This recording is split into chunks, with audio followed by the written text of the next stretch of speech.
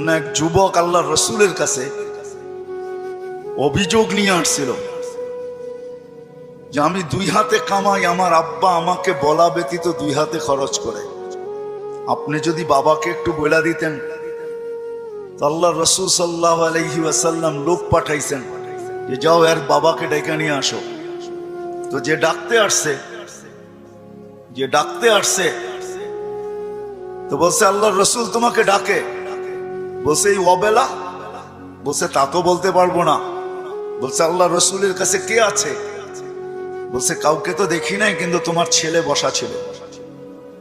তো বাপ যখন বাড়ির থেকে বাহির হইতেছেন তো বাপ বুঝা ফেলছেন কেন ডাকে অবেলা।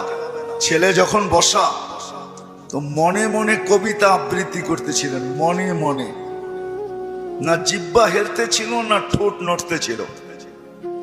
তো জিবরিল আলাইহিস সালাম আয়েশা বইলা দিয়া গেছে যে আসতেছে, কিন্তু মনে মনে কবিতা পড়তে পড়তে।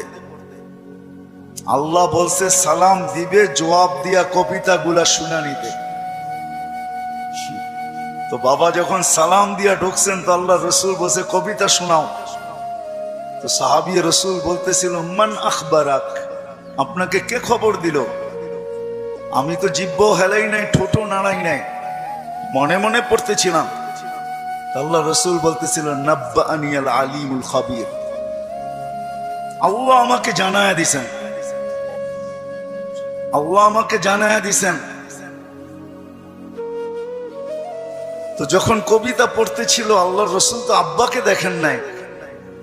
পেটে আসতে দেরি, আব্বা দুনিয়ার থেকে যাইতে দেরি করেন নাই। বিরাট বড় একটা শূন্যতা ভিতরে ছিল। বাপ দেখাও তো একটা বিষয়, বাপকে দেখেন নাই বিদায় ভিতরে একটা শূন্যতা ছিল। তো বৃদ্ধ কবিতা পড়তেছিল আর আল্লাহ রসুল চোখের পানি জড়াইতেছিলেন। কবিতা অনেক লম্বা, আমি 2-1টার তর্জমা শুনাই আপনাদেরকে।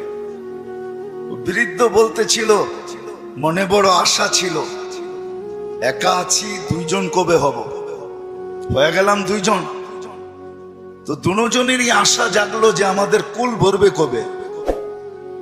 আল্লাহ কোলো বইড়া দিল যেদিন তুমি আসলে। তো 2 জনই ভাবলাম যে আমাদের আর বাঁচার দরকার নাই, এখন বাঁচবো তো সন্তানের জন্যই বাঁচবো। সত্য এটাই কিন্তু।